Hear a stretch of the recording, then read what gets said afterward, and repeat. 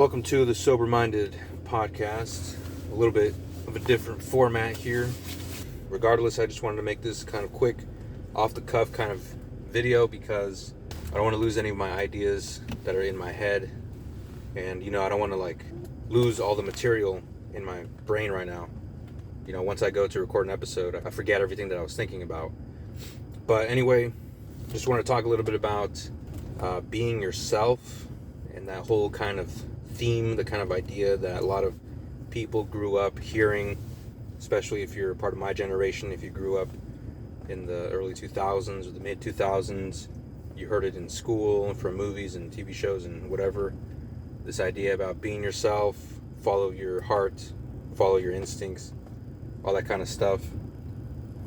And especially when comparing it to the Christian view or the Christian perspective, even though I don't really like when people say the Christian perspective or the Christian worldview. I know what they mean when people say that, but the Christian view, in other words, it's the same thing as saying the right view or the correct view. The proper way to view yourselves is, of course, you find that in the Bible. The Bible is the best. The Bible gives the most accurate description of humanity, and so you really have to look in there to find out what it means to be human and the kind of experiences that humans have. So coming back to the thing that I wanted to talk about, this whole idea about being yourself is actually a really bad way to live your life. Again, considering what Scripture says about yourself, you got a lot of verses that refer to that. The heart is deceitfully wicked, and the corrupt nature of humanity, of mankind, since the fall of Adam, humans are now inclined to do evil. And so digging a little deeper there, getting into theology and anthropology, we have a very limited free will, and our free will is constrained. After the fall of Adam, our free will is constrained and limited to choosing things that are not good, but choosing things that are bad. We're always going to be attracted to sinful things as humans, and if it wasn't for God's grace holding our sinful nature back, this world would have been torn apart several times already, if it wasn't for God's mercy and care over the entire world. So again, coming back to humanity being sinful, when you hear somebody saying, be yourself, in other words, they're saying, be your sinful self, be your true self. Your true self is actually very evil, and it would be a bad thing to be your true self. And so that comes down to the things that we are inclined to think and do and say instinctually, which always leans towards the sinful side of things. So, of course, you want to stay away from those things, whether you're a Christian or not. I mean, if you do the things you're inclined to do, the things that are natural to you, well, you're just going to have a bad life, and the people around you are going to suffer for that as well. But again, especially as Christians, we're called to live a holy, righteous life. And one of the main things that we see in the New Testament is that clearly the theology in the New Testament is all about denying yourself, denying what comes natural to you, denying what the flesh desires, which is sinful. So that's why you got a lot of verses, and especially Paul writes a lot about this, is that you got to put to death the old self, and you're risen again with Christ. You have a new self. You're born again, but you're still dragging around the old flesh. That's where the struggle comes in as a Christian. You're constantly fighting your sinful flesh, and it's a struggle between the new creation and the old self. And the fact that the struggle is there shows that not only is it not easy to deny yourself, to deny your natural inclinations, but it also shows that the Spirit is working in you to put to death those bad habits and those sinful practices and sinful inclinations and things like that. So really, this whole idea about being yourself, and I've even heard this, Christians say this to each other. They say, just be yourself, act natural is another one of those phrases that's very similar to that. But be yourself, be true to yourself, follow your heart, follow your instincts, follow your gut. In very limited times is that actually good advice. I think in the majority of cases, you don't want to listen to your heart. You don't want to listen to your gut. What you want to do is you want to do the right thing no matter what, regardless of your emotions, regardless of what you're thinking. You got to know what the right thing to do is. And so that, of course, involves thinking clearly, thinking logically, thinking scripturally. You got to stick to what's taught in the Bible, not what comes out of your own head. Because a lot of the times, the stuff that comes out of your head is messed up. Like, if you just think about the things that you think about, it's just like super messed up. So of course you don't want to think about what you think about. So usually at any point of the day, you can catch yourself having certain thoughts, thinking about certain things, and it's pretty easy to find out that your brain is a messed up place, your mind is a messed up place. So you don't want to stay in it for too long. So you got to quickly go to what's right. You got to quickly reorient your mind and do what's actually right and good, the thing you should be doing. And Paul famously speaks very clearly about this. He says, I do the things that I don't want to do, and I don't do the things that I ought to do. Actually, let me rephrase that. I do the things I ought not do, and I don't do the things I ought to do. I ought do. So, that's a pretty succinct way to phrase that. I don't think anything much more needs to be said about that. But all this advice about being yourself is totally wrong. I think it misled an entire generation. Well, regardless of whether you're young or old, that's kind of the way of the world. This is the way the world works. Everybody is acting on their own interest. They don't care about the interests of others. They don't care about what happens to other people because of their decisions. Everyone's in it for themselves, and that's the way the world is. It's the way the world works. But God calls us to a different life. He calls us to a life where we deny ourselves and don't be yourself, because your actual self is a very evil person. So you want to limit. Now, that's not to say that you can't be yourself in terms of your own personality and your own character. You just got to trim off those things that are very clearly sinful, parts of your character and parts of your personality and things like that. You just got to trim those sinful parts off and just kind of reorient your thought process and the things you say, the things you do. Line it up with the spiritual things, of course, the fruits of the Spirit, Christ likeness, things like that. As much as possible, with the help of the Holy Spirit, do not be yourself. Rather, be what God has called you to be, and be that new creation that Christ has made you. Well, I know I said yesterday was going to be a shorter episode of the podcast, but I just kind of felt like adding a little bit more to the subject, which was don't be yourself, or being yourself is actually a bad thing. Even though a minute has passed, or probably less than a minute, but the whole 24 hours has passed for me, and so I'm still at work, just closing up everything, about to get in the car to head home. Yeah, like I said, I just want to add to what I was talking about yesterday.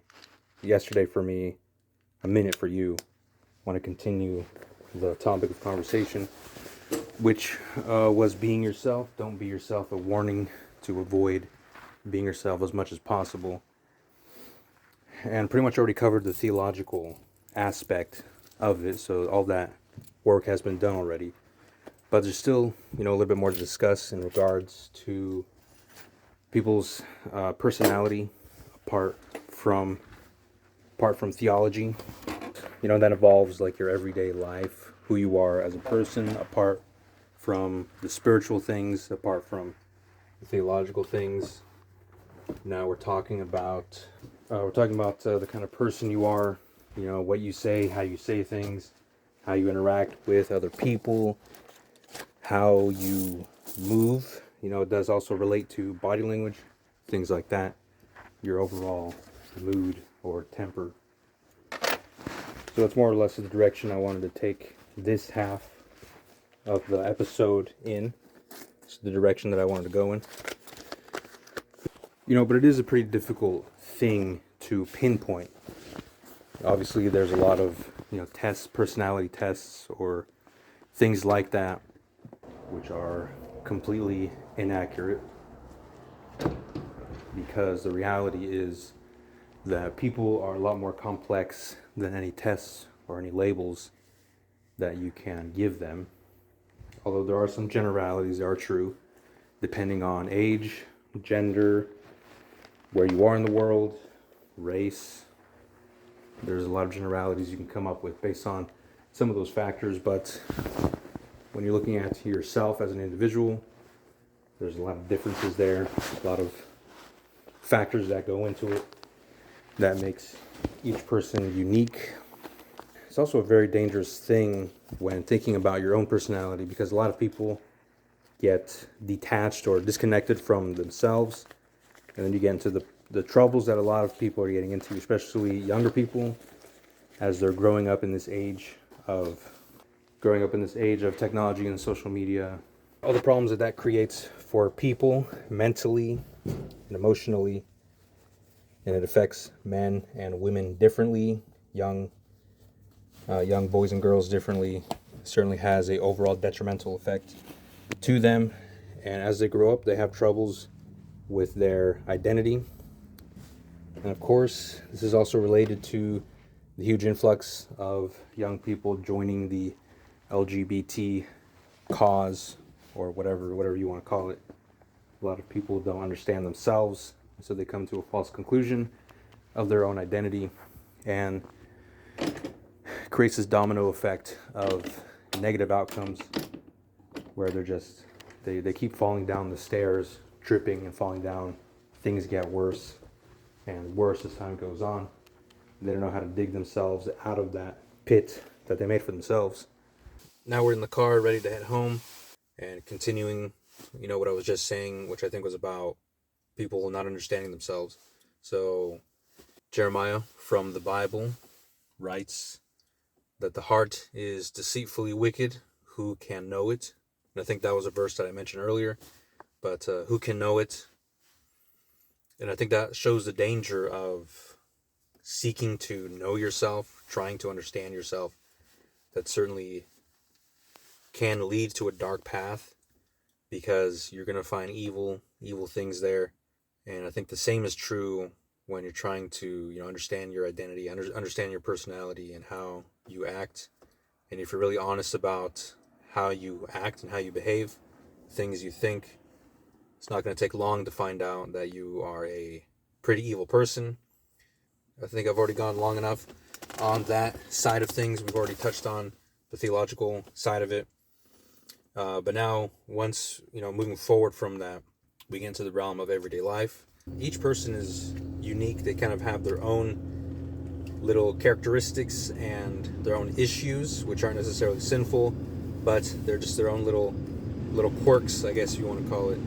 Their own little things that they have to deal with, and that other people might bother some people, but it's not like a sin, just kind of something that they do. It's a part of their personality, a part of their character. And so there are those things as well, and you kind of have to be self-aware about that, so that you don't come across, as annoying or off-putting or something like that. And that's especially true,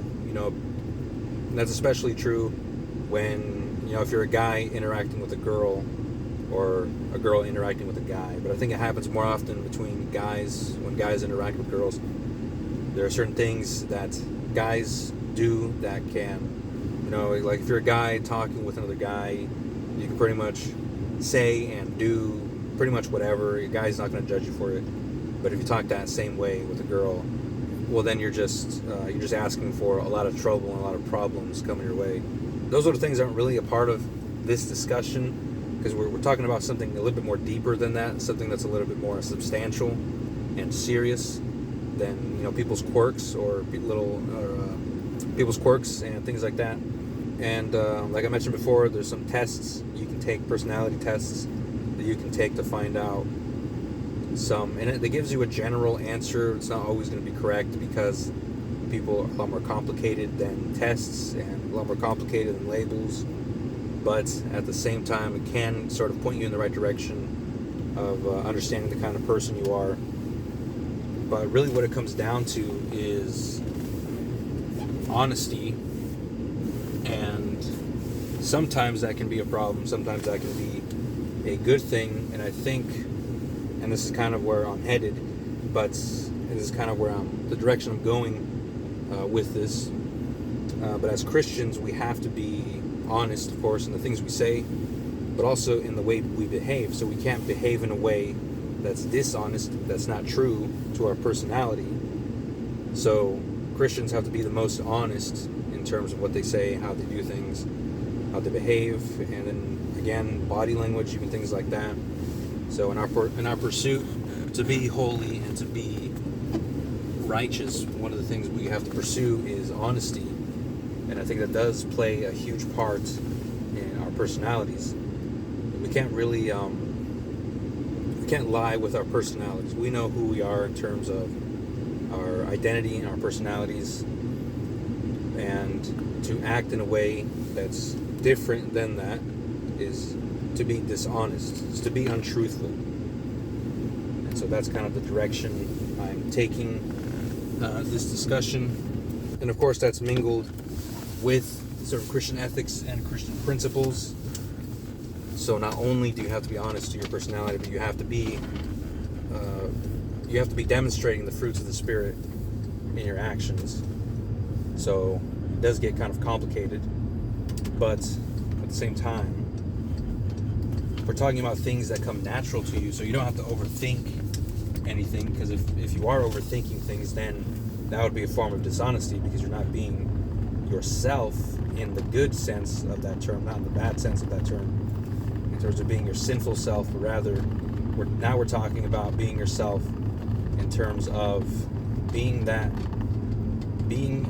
yourself through the filter of Christian ethics and Christian morality, and through the filter of Jesus Christ, and through the filter of Christ.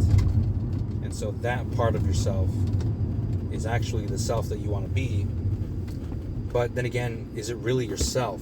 Because we've already established who you are apart from Christ. But I mean, that's still you, and that's always going to be you until the day you die and you're glorified in heaven. So you're always going to be that self, that old self. You're still going to drag that old self around, and that is yourself in one sense. But in another sense, once you kind of shave off all those rough corners and all those sinful spots, you start to get to that real self that you want to pursue, the real person that you want to be. And so it is kind of complicated, but at the same time, if you overthink it, I think it's a form of dishonesty. And so really we don't want to be people that overthink things to the degree that we're pretty much putting on an act every time we interact with someone. But rather we want to be people who are honest and who are good. We want it to be our instinct to be good. That's one of the things that happens when you're converted, when you're regenerated by Christ. That's one of those things that it comes naturally, wanting to be good and do good. That comes naturally, and now you have a new nature, so there's different things that come naturally to you. There's different things that become a part of your instinct, become of your instinctual habits. Now that we've established that, people can be a certain way, can act a certain way. That's not sinful, but it's unique to them. So just in very general, plain terms, there are people who are introverts, people who are extroverts. And of course, there's a mix of both of those. There's people who are good at both. There's people who are good at neither. That's kind of just how it is with the variety that we see in people every day. Nobody's really cut and dry in that sense. It's a very simplified form of it. You can examine yourself, and you can obviously see that it's kind of hard to put people or put yourself in one category or the other, or even in any of the categories that are out there, that exist out there. And it is very difficult being yourself in that sense. Being kind of an unfiltered version of yourself, but of the good part of you, the part of you that has been redeemed by Christ. And the part has been transformed by the Holy Spirit, not the part that has been, not the part that's been with you since you were born. That's the self that you want to avoid, but the self that you want to pursue and the self that you want to come out of you is that new side of you, that born again side of you. And if you are kind of, extrovert or introvert, that's true whether you're saved or unsaved, pre-Christ, post-Christ. That's kind of a part of your character, a part of your personality. That's not going to go away after you're born again. I guess in some rare cases that might be the case in some instances, but I think in the majority of cases that's not the case.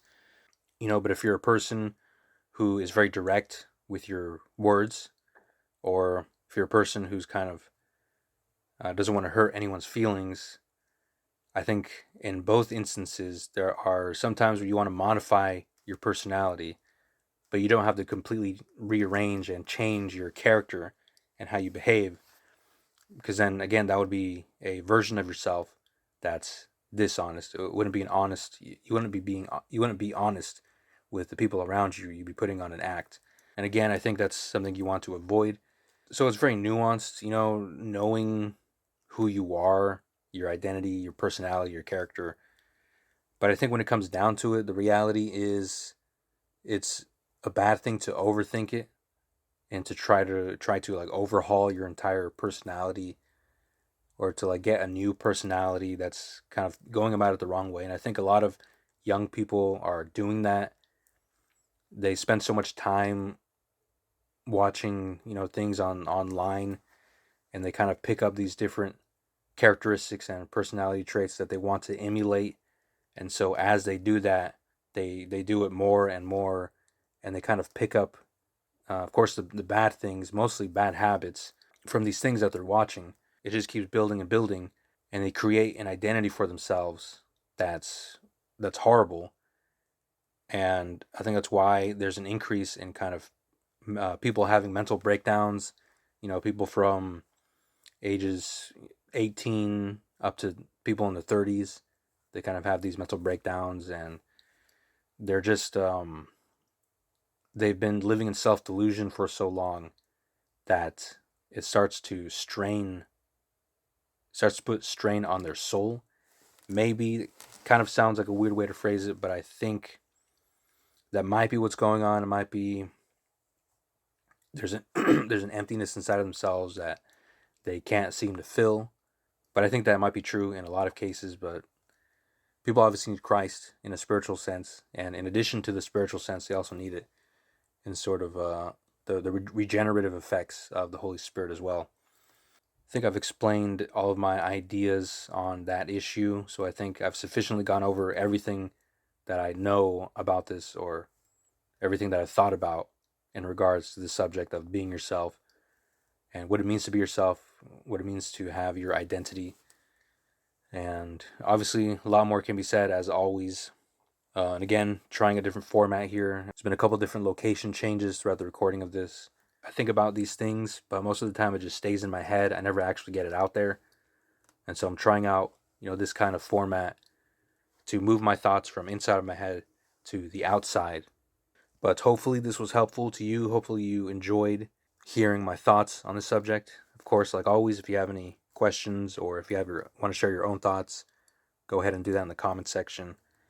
But that's everything that I needed to say about the subject. So I'm going to end this episode right here.